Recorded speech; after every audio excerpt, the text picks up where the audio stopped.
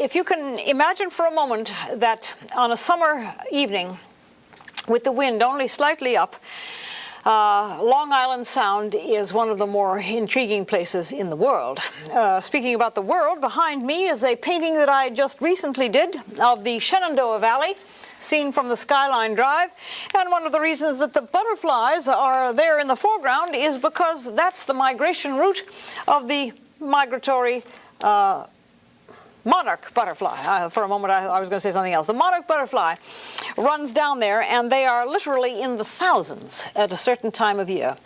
There are paintings here of landscapes elsewhere than Long Island, because I'm going to talk about travel and summertime and vacations and the business of going away. Now, that one that you see is a little horse barn in West Virginia. Powley's Creek it's called. It's way up in the mountains. And as I was painting that, my palette was lying on a rock, and an enormous black horse came and ate my yellow. Well, I don't know why he was attracted to the yellow, but he scared the living daylights out of me. And that's what happens when you're out working in the field. It's time, that time of year whereby you will find it probably one of the nicest things to do if you are wanting to paint landscapes, to get out there when the weather is warm and cooperative and the scenery is beautiful, the green is very lush, everything is in bloom, and vacation time is here. And certainly there's time in vacation to attempt to canvas. Little ones are better than big ones. They're easier to travel with. I can show you how to travel with a wet painting. Let us assume for a minute that these two canvases, which are canvas boards, are cut the same size. Let's assume that this is a wet painting and this is a wet painting, and I must transport them. I've made these little plugs out of tape, duct tape, and rolled them inside out, and I put 6 of them. Naturally, you'd have to, touch up the spots where these hit, but the wet side of the painting faces one another. And as you can see, there is a space through there. The paint never gets to touch the other one, and this can be slipped into a suitcase underneath your clothing, and voila, you have wet paintings to carry home as probably the best souvenir of a vacation or a visit to a place that you'll ever have. And so, today is travel day, and even though we're doing Crane's Neck, and I'm going to periodically talk about the travel pictures that you see here that have been done when the weather was fine. There are some winter pictures, but I didn't bring them in. Now, Crane's Neck, as you can see on this monitor, has got a lot of space.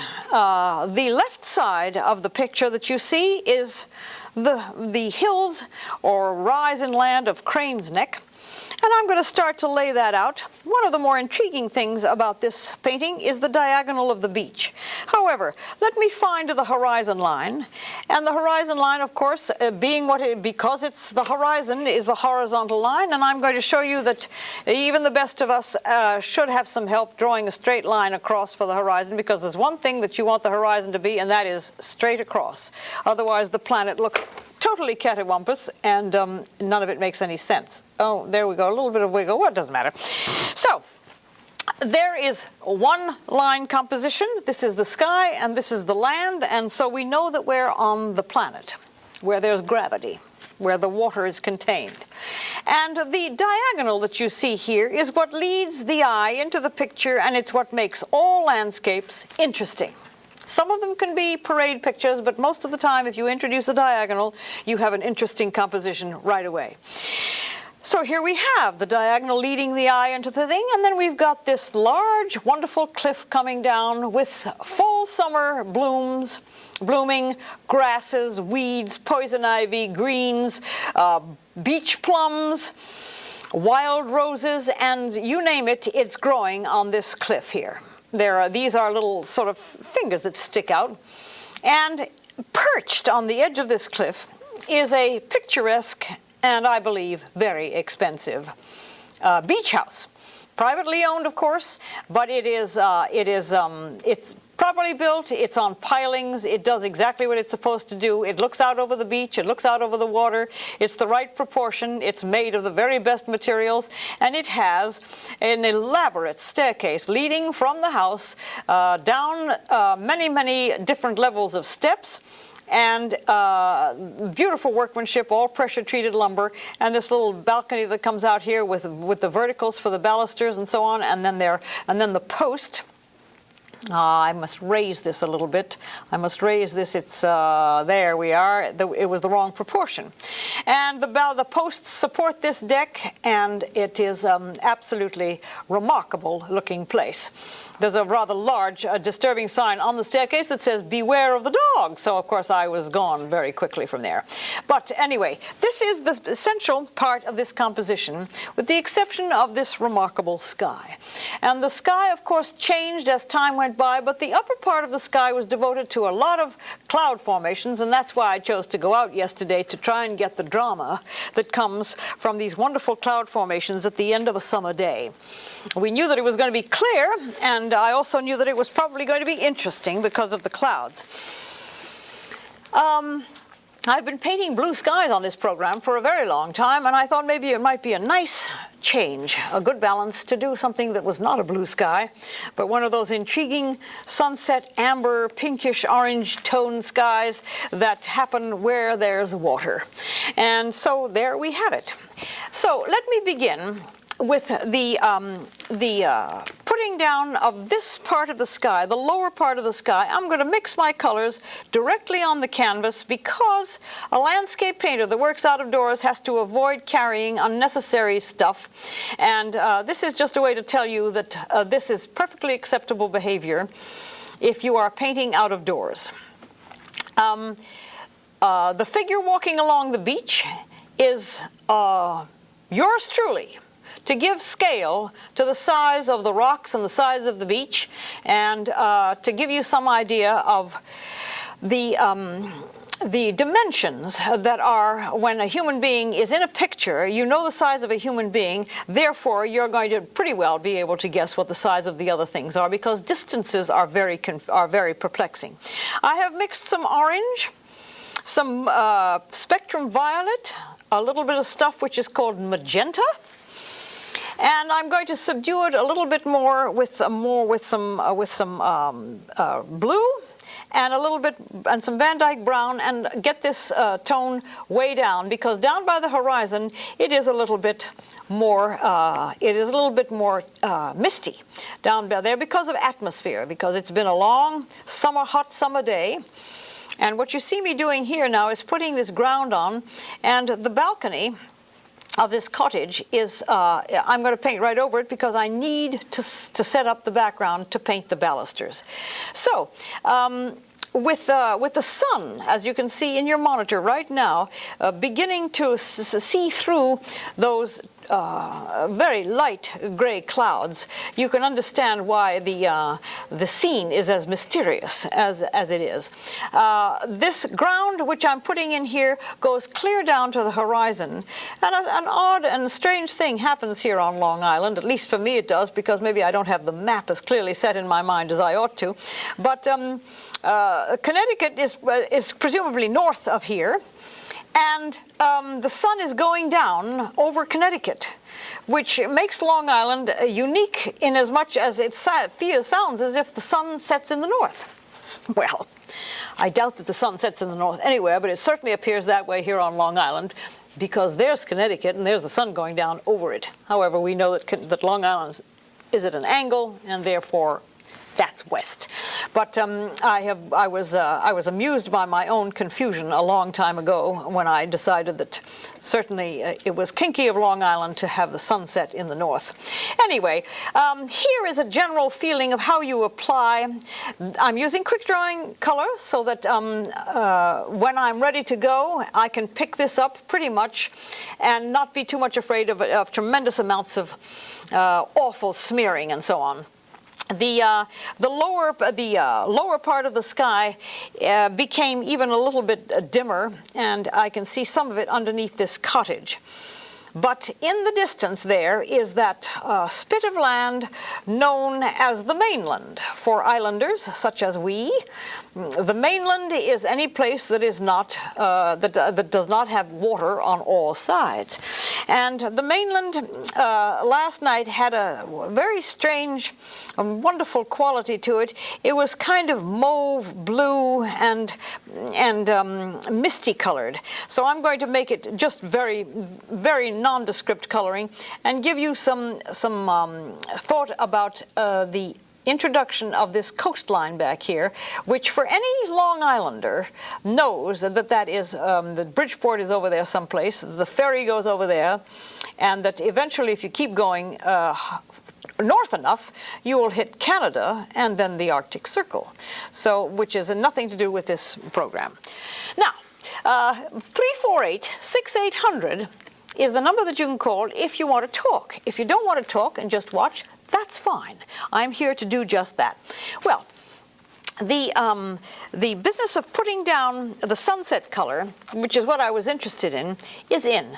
Now we're going to graduate and become lighter in color, because that's the way it's working out there on that monitor, and then it turns into some blue, and then some rather amazing thing happens with the top cloud, which eventually comes down as the sun begins to set.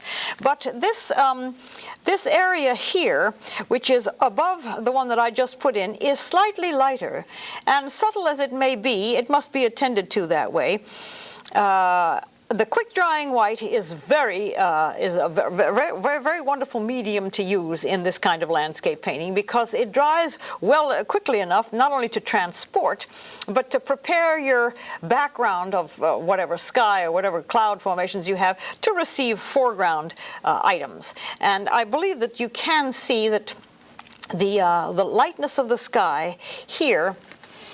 Gee, that painting behind me looks really like it's very far away. That's a Massanutten Range way back there. And all of these, this is the Shenandoah River snaking in and around those mountains and coming out somewhere in the Chesapeake Bay. It's a lovely part of the country. Possibly you'll be traveling down that way. You can find me in a city called Front Royal. I'm opening a gallery down there, and they'll be called, guess what, the Windrow Galleries. So if you're ever in Front Royal, Virginia this summer, do come and see me in my studio and gallery. That is an open invitation to Cable Easel viewers. Without exception. All right, we have now graduated from the amber, blush, orange, sunset tones to some paler ones, but then it changes and it becomes blue again. All of these things happen, and I just cannot possibly question how or why they happen. I just know that they do. And this is one of the things that makes me slam the brakes on in the car and stop and decide to do that particular painting. Now, as you can see, the brush strokes that I'm using are called they're called blending strokes. Let me make sure that you see this and understand what I'm doing. I'm blending these strokes with this number 6 square cut sable brush. No 4-inch wide house brushes for me, and no great swoops across the canvas hoping that something interesting will happen with a house brush. You get texture with these smaller brushes, and you also get some feeling that this is in the realm of fine arts with these deliberate strokes that are made for for the effect that they will give you. You cannot get this when you are using huge brushes and trying to cut corners. You simply can't get it. So fair warning is a kindness in itself. And if anybody who has been watching programs where those big brushes are used, I think that maybe by now you will have found out that it is not only difficult but virtually impossible to get anything genuinely attractive. If I'm saying anything that you agree with, do call me. The number is 348-6800. This is the one opportunity for us to talk. The rest of the time that I'm on the air, it's taped, and we have no contact. So here's my tube of quick drying white. It gets to look pretty awful after you've squeezed it a number of times, but it's the basis of all painting is white. Say what you will, the white is the one that you must buy in great big pound tubes because that's what you use the most of. So let's get back to this business of travel and painting and getting down to the business of using painting time when you're traveling. It's a golden opportunity to record places that you have been. Naturally, to take a camera, because sometimes you haven't got the time to stop on the edge of a cliff and take a picture of the waterfall. But there are other times during vacations, I'm sure, that people can, in fact, sit on a rock or sit in a meadow someplace or on a beach, and you can, in fact, paint what you see. So, even though I'm always full of suggestions and ideas of what you should do with your life, it's a nice idea to think about it anyway. I think that maybe a little bit of darker tone up here is going to be necessary for me to introduce to you the silver lining of that great big cloud up there, and it does seem to fall in contrast with the darker blue of the sky, which happens very quickly. When the summer skies decide to become colorful, they become colorful in many ways. Not only do they give you strange colors that you haven't seen any other time of year because of the heat in the atmosphere, but they also do play sort of tricky things on you, such as backlighting when the sun is behind a cloud and there is blue and there is all sorts of... So here, as soon as I finish blending this, and I can blend with a larger brush. I can blend with this brush. This is a wonderful Chinese brush. It's a number 4 squirrel hair brush. Apologies to those sweet little animals, but I did need this brush, and so somebody gave his tail for this brush. And this is not like a fan brush. A fan brush is weak and does not have much gumption to it, but this wonderful blending brush from China is available in all stores. And speaking of stores, there are a number of stores on Long Island here that have wonderful supplies. You don't really have to travel far afield to find them. And if you call me, I can tell you where they are. For the most part, we have a decent art supply here between the malls and some of the better art shops in the towns. Your supplies are readily at hand, and whatever they don't have, they will order for you. I know that. They've done that for me for years. Well, here we have the beginning of trying to work on this wonderful overhead cloud. Now that overhead cloud has got a lot of colors in it, but I suppose the most important color is the purple and yellow ochre and some cerulean blue, and out of that you get a kind of what would appear to be a sort of a nothing color. But that's what it has to be, and it's quite dark. That's not the right color. I need some pink in it. It's quite dark, but that's because it's that kind of a scene, and the drama that is involved in having a dark cloud overhead with some backlighting and all of these shimmering golden tones is the point of summertime sundown paintings. These skies happen dramatically in the summer. In the winter, you get an entirely different set of dramatic skies. But this is the way it happens here in the summer. Of course, these skies are even different from the ones out in the west. The western skies are not at all like these are. We have a very flat topography here, which makes for different skies. When you get to mountains, such as the ones over there, the skies over there are even different.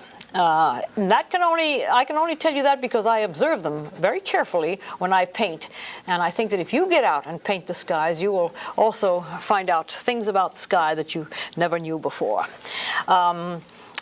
the backlighting and some of this sky is now going to need to have the emphasis put on the brilliance of that lighting.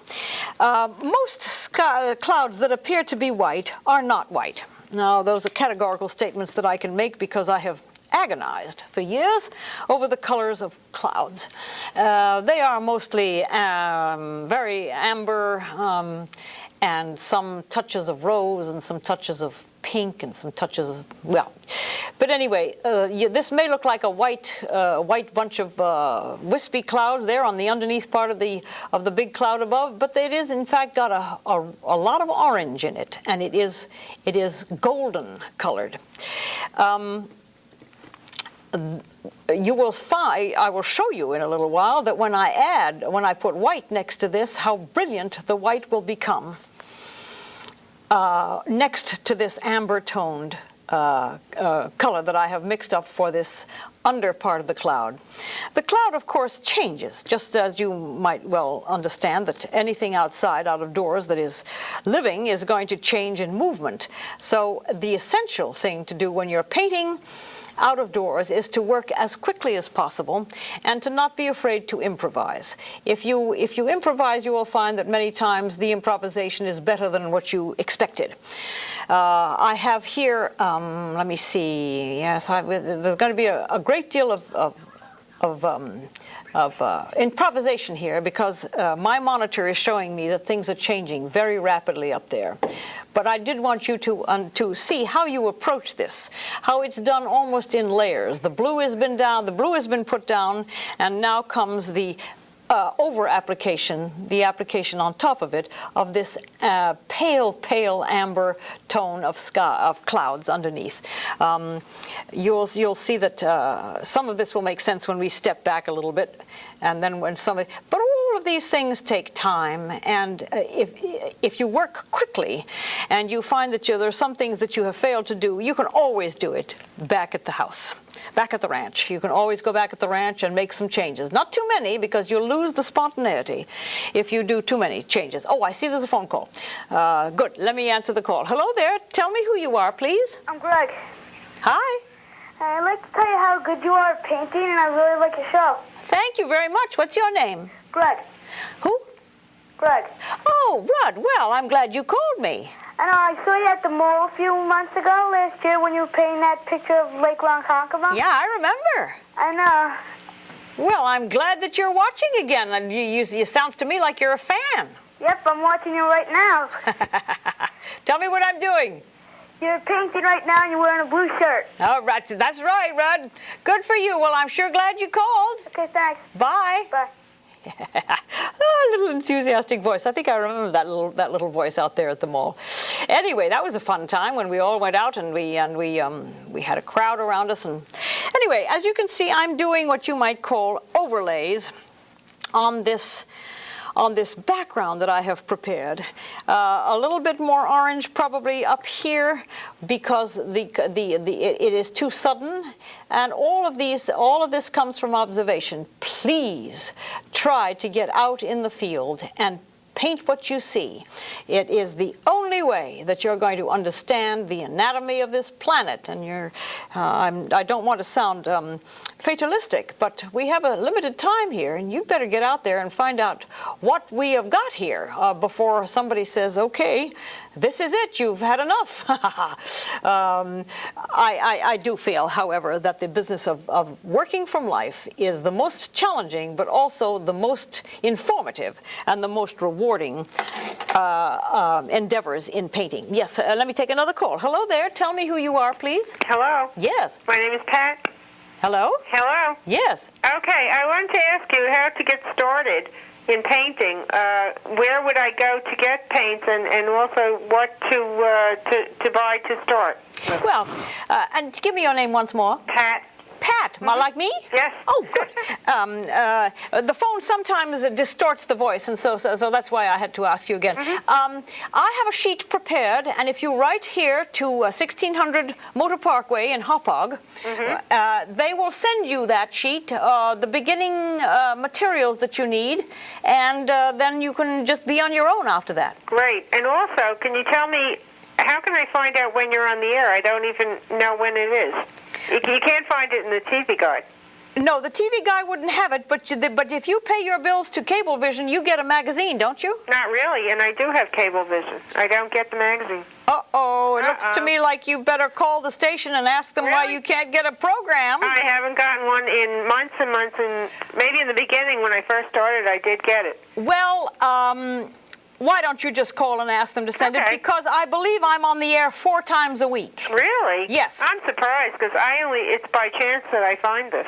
Oh, I'm on the air 4 times a week, I believe. I have Monday and Tuesday and Thursday and Friday and so on. So, I mean, it's quite constant. No. But, Pat, do call the station. I will. You're entitled to getting a program. Oh, great. I should do that. Yes. Thank you. And also, they'll send you that sheet when you request it. Great. Thank you very much. Thanks for calling, Pat. Bye-bye.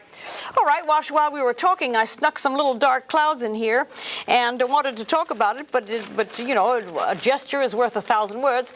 Yes, let me get another call. Hello there. Tell me your name. My name is Stella. Yes, Stella.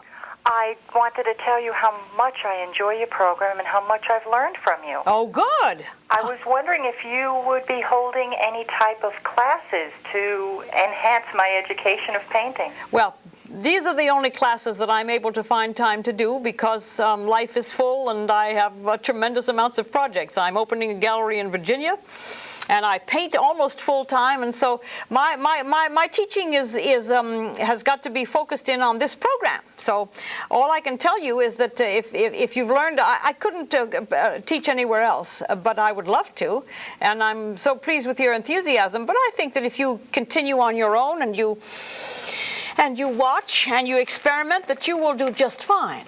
Well, I'll try. I don't think that you have to actually sit in an enclosed class with a lot of other people and somebody yammering away at you to what to do. I think that you will learn a great deal by doing it on your own.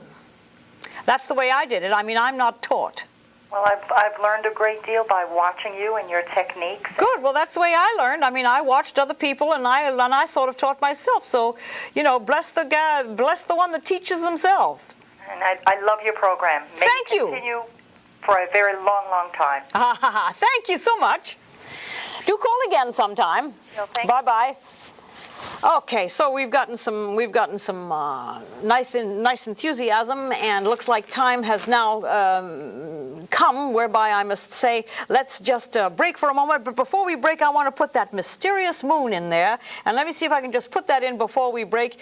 Moon, it's a sun. It seems to be peeking through that cloud, not through it, but on the other side of that cloud, and I just think that is so mysterious and so wonderful. So anyway, while we contemplate the mysteries of the sun, I'll be right back. Don't go away.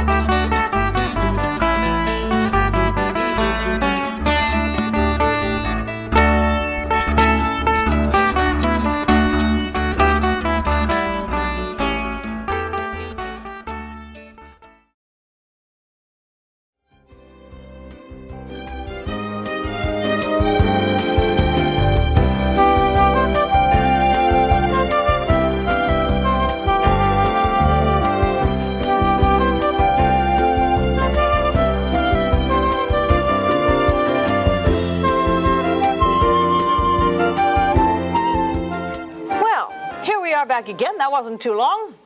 I snuck a little cloud in while you weren't watching, and that means because I've got so little time on this to do so much information and to try and produce something that is recognizable that I kind of when we have a break I kind of go ahead and cheat a little bit.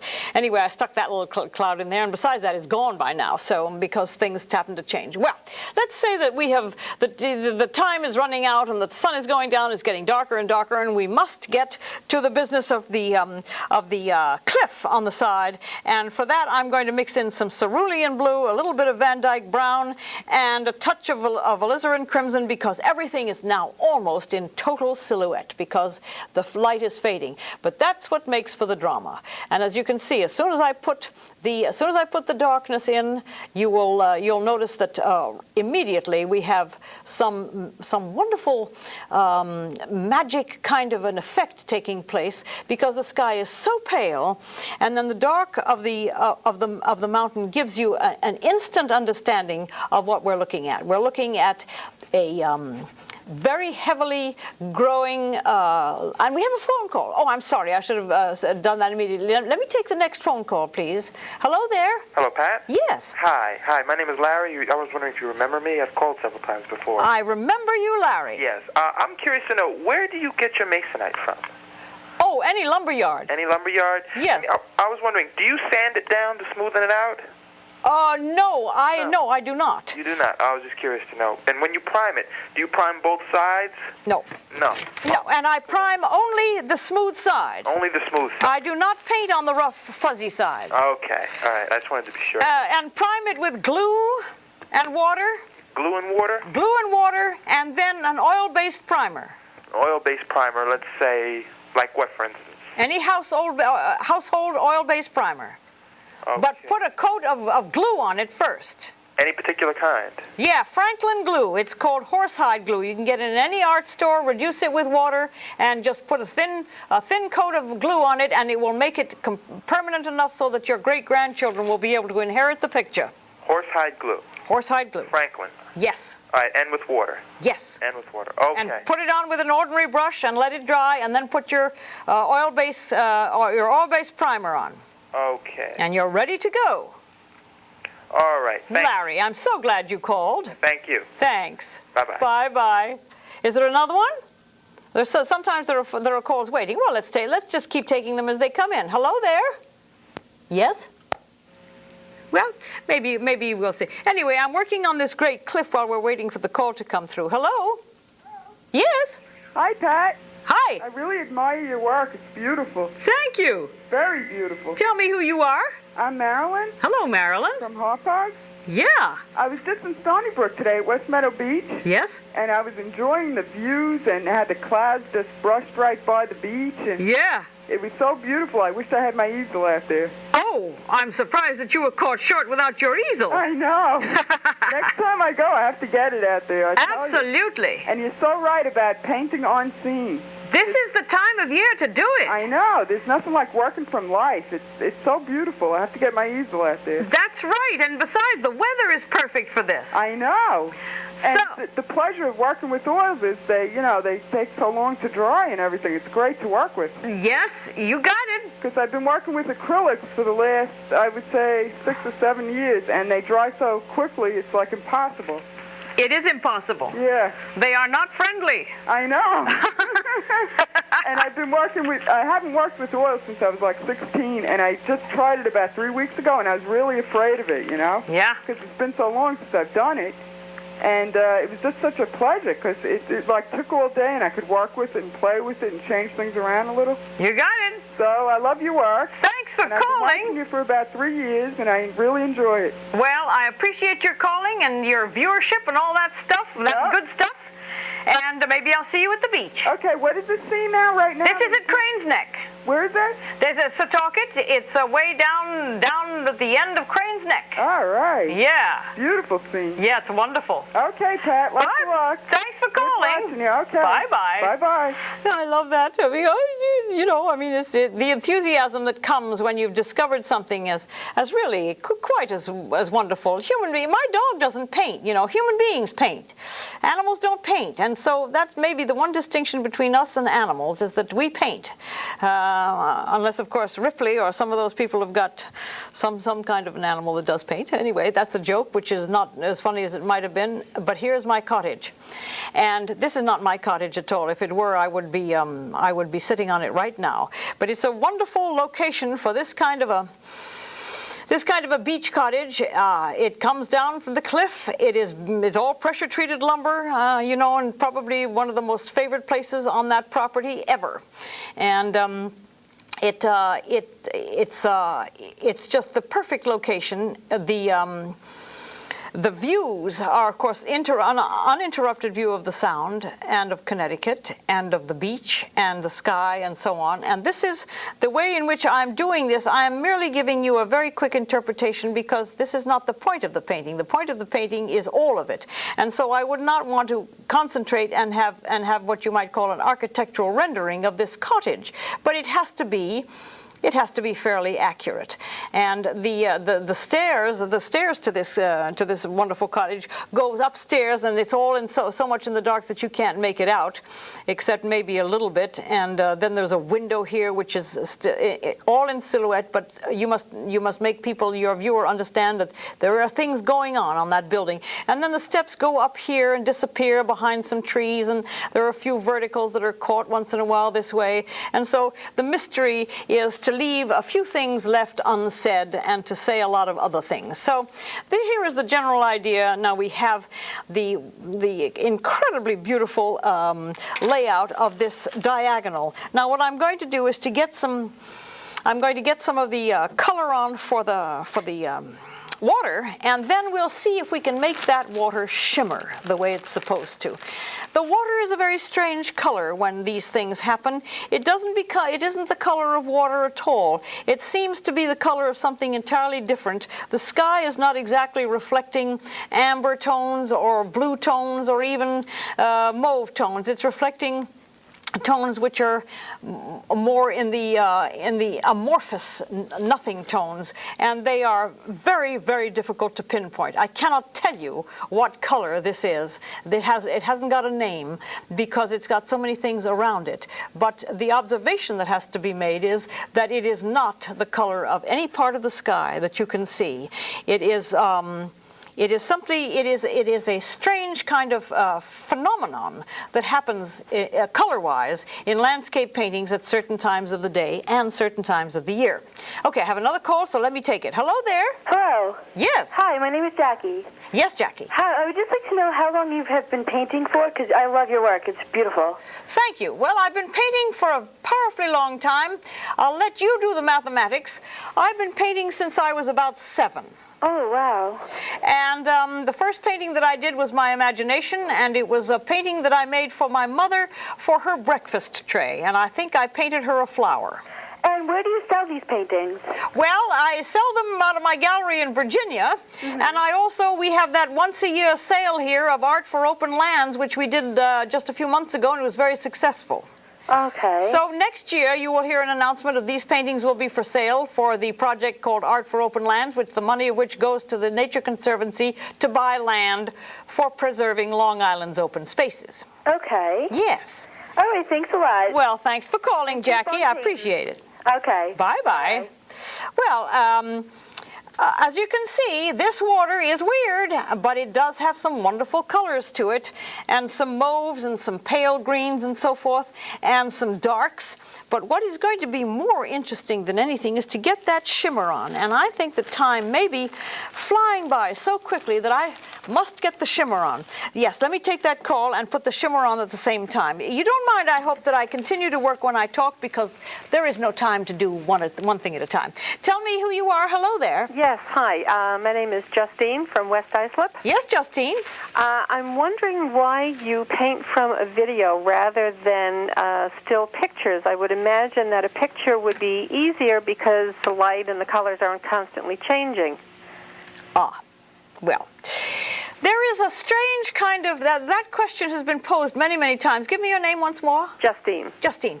Well, Justine, working from life is my shtick. You may have heard me say this a lot. I would rather have the picture move and change because when you copy a photograph, you are merely taking the second dimension and transferring it to the second dimension.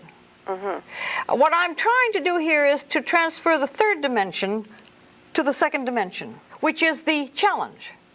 I see. And the spontaneity which comes when you are trying to decipher what you're seeing as it moves, I think is probably what makes the painting more than just the copying of a photograph. I see. Am I making that clear at all? Yes, it is. I was just thinking, in terms of someone who was starting, to see something one shade and then look at it again and to have it be another shade if it was more difficult, when you're beginning rather than... Yeah. Well, of course, I don't want to put anybody on an agony trail, and I don't want anybody to be out there suffering. But actually, I do want people to tackle things which are difficult. As soon as you think you found it to make it easier, then it's no longer what it ought to be.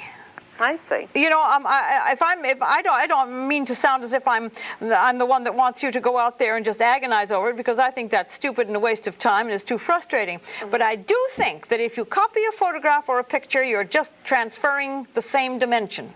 I see. Okay, that makes sense to me. Good. If you think it's going to be too hard, go ahead and do it anyway. Okay. That's my advice. Okay, thank you. I enjoy your show very much. Thank you for calling, Justine. Right. Bye-bye. Bye. I find that these questions are all extremely interesting to me because I have become so... Well, I do this all the time, and the mystery of what I'm doing is not mysterious to me. It's perfectly normal. However, when people point out to me that certain things that I do are mysterious and difficult for them to understand, that's what makes it very important for me to hear. I have here attempted to put a shimmer on this water. The only way that one can really do it at all satisfactorily is to have it pure white and put on quite thick and hope that the contrast is going to make the shimmer. The little dots that I can put on later, I will do that. Here I'm now going to introduce these silhouetted rocks. I'm going to interpret them. This is not a study of rocks, this is a study of beach with rocks on it.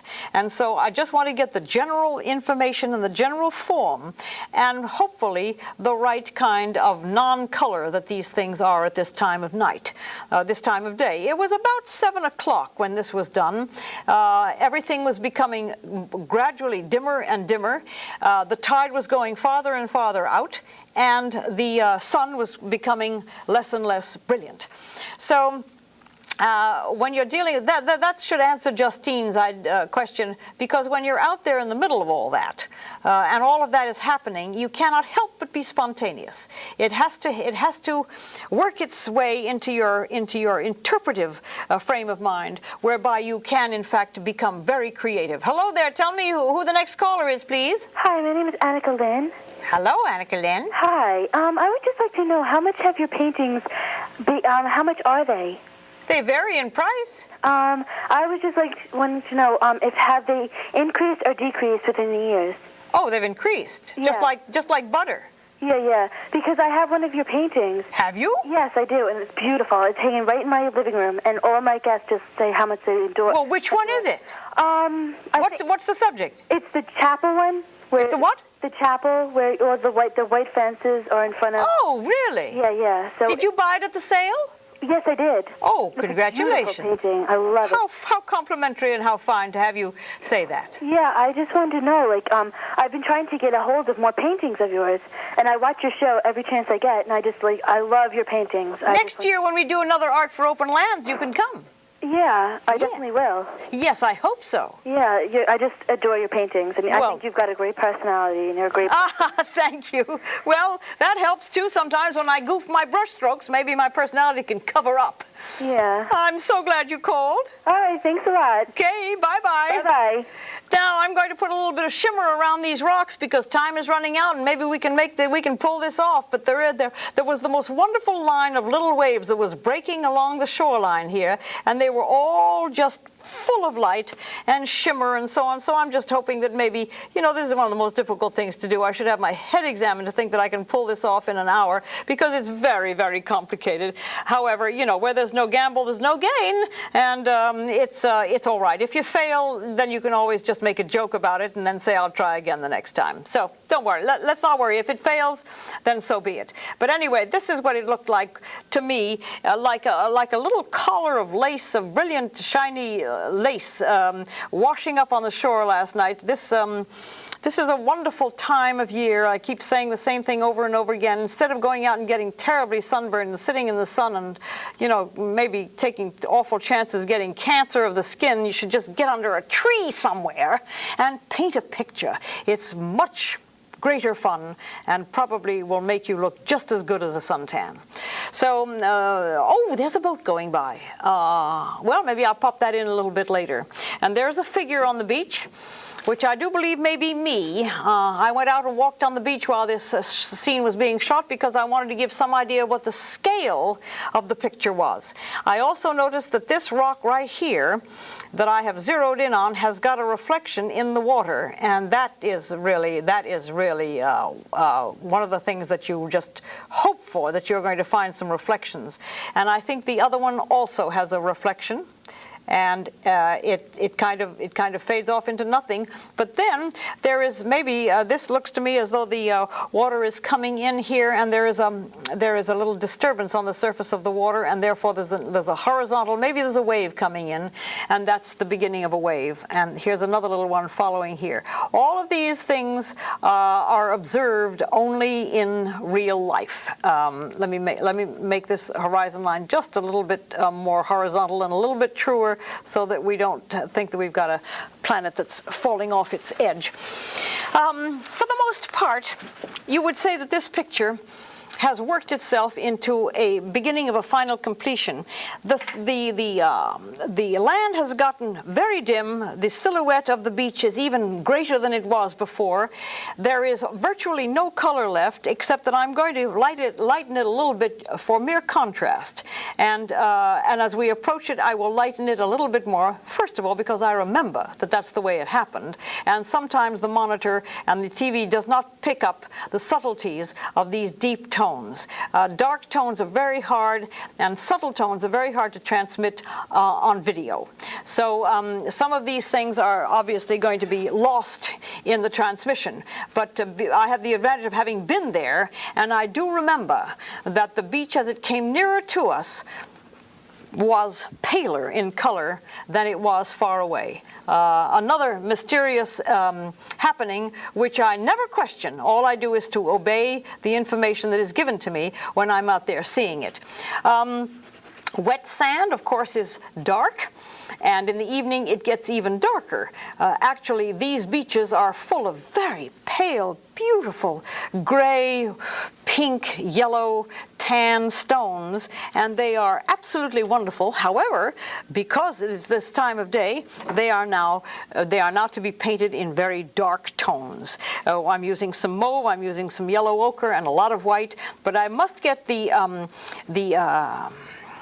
diagonal in here to show you that the diagonal is going to be the thing that gives you the tremendous depth on this beach as it recedes. And all of the foreground here has to be very, very subtly insinuated. There is no detail that is going to take place here because the light has robbed us of detail. There is no light anymore. And the bugs were out, of course, and the day had cooled considerably. But for the most part, the scene that we shot was over with within about 20 minutes after we left there. The sunset was very rapid, and it was very complete. The darkness set in. You may not remember yesterday, but the darkness set in very quickly yesterday evening for reasons unknown to me. There is a beautiful night out there tonight, which of course is now dark, I suppose. And tomorrow, who knows? I'm going to be doing some more tapings tomorrow of another scene that I did down on the South Shore this afternoon. I have another call? Oh, good. Let's take another call. Hello there. Who are you, please? Hi, this is Suzanne. Yes. Hi, I was just wondering, do you ever find it frustrating or so much time to go into this art? No, because I've tried painting a few times, and I just can't seem to keep myself consistent of the work. You can't seem to stay interested in the work? No, consistent. Consistent? Yeah. Well, you know, we're all human. What's your name? My name is Suzanne. Suzanne. Yes. You seem to forget that you're human. Yes, I know. You're allowed to get frustrated, and you're allowed to get discouraged and furious and angry, but you're also allowed to have a lot of joy out of this. And if you get frustrated and angry and don't do it right and you think you've made a mistake, that's all part of it. Yes, I know. I don't know. I just always get so frustrated. I hope you don't suppose for a moment that I never get frustrated. Because your work is so nice and you do it so perfect, and I just don't understand that you do it so well. Well, if you had been doing it for 130 years, you might be able to do it well also. Yes. Now, I've been doing this for most of my life, which is a long time. Yes. And so, but I get frustrated and I get furious. I get up in the middle of the night and I change a canvas. I tell you, I think about it as I'm lying in bed or sleeping or dreaming, and I will actually get up, go into my studio and change something on the canvas. I kid you not. I don't know. I used to be into this all art and stuff, but now I had I don't know. I'm into so many different things. Oh, well, that's very healthy, isn't it? Yeah, I guess. How old are you? I'm 15. Well, you are supposed to be in 1,000 things. Yeah. And that's very healthy, and I see nothing wrong with it, and if you get frustrated, that's good. Because sometime you will not get frustrated and you will succeed and you'll love everything to death. Yes. Yes. And I appreciate your call. Thank you. Thank you. Bye-bye. Bye-bye. Yeah, but you know, I mean, what can I do? I can't be a philosopher, but I can certainly tell her that I get frustrated, and I can certainly tell you that none of it is easy. And that every time I sit down to a canvas that's blank, I say, how am I going to ever pull this off? How can I ever make this work? And it does not go with the play that everything works. It's many, many times that it doesn't work at all. For instance, this foreground. There is no reason to assume that I'm ever going to be able to make this look proper in a short space of time. I would work on it, but it's all down here in the shadows, and there are strange things lying all over the beach. They don't make any sense to me at all, but there are little shiny things that are being caught up by the setting sun, and they are not white, but they are sort of amber and pale and yellowish and so on. And all of these mysterious things over here deep in the shadows of these hills are to be worked out at a later time. You cannot produce a fine art painting in a short period of time. It is impossible to think that anybody is going to believe that, and certainly I would never make you try to believe it. Let me just get the proper support for this deck here, which cost the man a fortune, I'm sure, but I want to make sure that it's got the proper support so that it doesn't collapse. And all of these things are things that I think about as I'm painting. Here are the supports, and they may be right and they may not be right, but at least I know that it makes some sense that there's something keeping all of this wonderful structure up.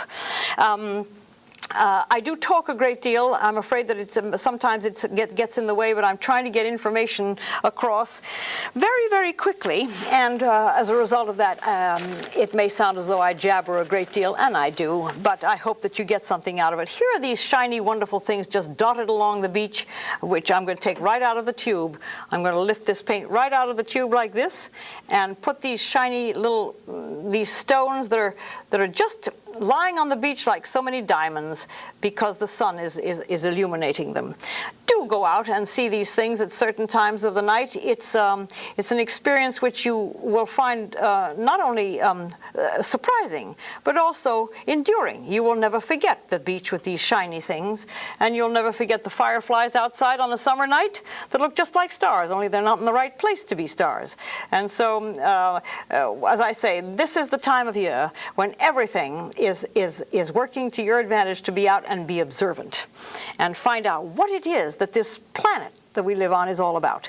I do it constantly, and I hope that my enthusiasm translates itself to you sometimes, and that you can, and from the phone calls, I have a feeling that some of my enthusiasm has rubbed off on other people.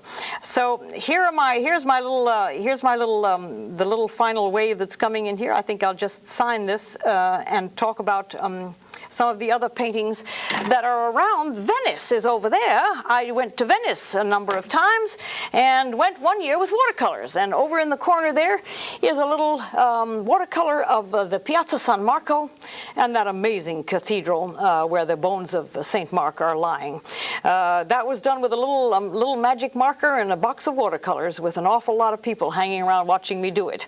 And so when I go off on trips and I travel around, I take my little studio with me, and the results are here on the walls. Right over here on this wall is Provo, Utah. The Sundance Theatrical Institute is over there, and I was able to sit on a mountain and do a painting of Mr. Redford's house, which is right over there. A great big castle in the mountains. That is Mount Timpanogos, that brown one at the top, a sacred mountain among the Indians out there in Utah. And I think, did I mention that this was Paris over here with some pretty terrible air pollution? The Eiffel Tower is almost not visible in that painting of Paris. But the Louvre is, and so are the pigeons, which are constant inhabitants of Paris. And I think I mentioned this on another program. That monument over there is called the Petit Trianon, and on top of it is a great big bronze statue with a whole mess of horses and soldiers and things that Napoleon stole and installed in Paris on the top of that monument. The French don't seem to care that Napoleon stole it, but anyway, just a little piece of information. I'm going to sign this now, and if anybody has any more phone calls, you've only got a few more minutes before this particular phase of the show is over until next month. Did anybody see me in the water? Did anybody see me swimming in that water yesterday? I think somebody was playing a joke. Anyway, I did take a dip in the water. There I am. Now, is anybody seeing that? Yeah, I decided that if I was out on the beach in the dead of night taking, well, okay, no inhibitions there, swimming with my clothes on. Let me sign this picture and take one more phone call if you want to, and tell you that next month the plan is that I come back and do this live program again. In the meantime, I have taped some other programs, and tomorrow I'll tape another one, and they will be shown during the week at intervals. Sometimes, as I told the lady who called, that I am on 3 or 4 times a week, sometimes even more. So who can tell? Here is, pretty much you ought to date your pictures if you do paint, because there is something of a document in these works. I want to make sure that somebody knows that in 1991 this particular beach looked like that. So the final thing to do with this is to maybe even just put some little details that are not important on the things in the foreground, because even though they're in tremendous shadow, they probably have shadows of their own, and those little shining items in the foreground can in fact get little shadows underneath them, and they are unnecessary details, but they just may be enough to make those little shining objects, whether they be stones or leftover styrofoam cups that happen to be catching the sun. And incidentally, there's an awful lot of trash on our beaches, and people who watch this program and love the scenes must do everything in their power to try to tell the population in general that throwing things around on the planet makes it ugly. Anyway, and makes it untidy, and it makes it awfully messy, and it costs a lot of money to clean up and so on. So we really have to respect this place that we live in. It's too nice to not respect it. Let me tell you that the Art for Open Lands that we did a month or so ago was extremely successful, and of course the plans are in the works to do it again next year, when these pictures that I do on the program will be available for sale. There are a few that were left over from the show that were not sold. It's possible that we will set those up at some other one of these live shows, and I'll collect them together and we'll talk about it again, and maybe some people can make bids from the telephone. That would be an innovation, I think. We could make bids, show the picture and make bids, and have a kind of an informal auction, which is rather an amusing idea that I have not cleared with anybody here at the station. No, I'm sorry. Well, I'm glad that you watched. I hope you hadn't got something interesting out of it. I certainly enjoyed doing it and revisiting Crane's Neck Beach. Bye-bye.